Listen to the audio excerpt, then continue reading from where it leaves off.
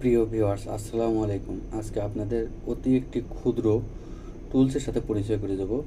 এখন যে টুলসটি দেখছেন এটির নাম হচ্ছে বাটাল।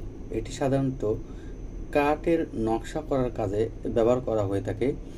এটি একটি প্লাস্টিকের হাতল থাকেও লোহার একটি খাঁচালো এবং খাড়া একটি দণ্ড থাকে, যা দিয়ে হাতুড় এবং হাতের সাহায্যে খুঁচিয়ে খুঁচিয়ে কাঠ খোদাই করা হয়ে থাকে। লাইক, কমেন্ট, শেয়ার করবেন, পাশে থাকতে ভুলবেন না। প্রিয় ভিউয়ার্স, আসসালামু আলাইকুম। আজকে আপনাদের অতি একটি ক্ষুদ্র টুলসের সাথে পরিচয় করে দেব। এখন যে টুলসটি দেখছেন এটির নাম হচ্ছে বাটাল। এটি সাধারণত কাঠের নকশা করার কাজে ব্যবহার করা হয়ে থাকে। এটি একটি প্লাস্টিকের হাতল থাকেও লোহার একটি খাঁচালো এবং খাড়া একটি দণ্ড থাকে, যা দিয়ে হাতুড় এবং হাতের সাহায্যে খুঁচিয়ে খুঁচিয়ে কাঠ খোদাই করা হয়ে থাকে। লাইক, কমেন্ট, শেয়ার করবেন, পাশে থাকতে ভুলবেন না।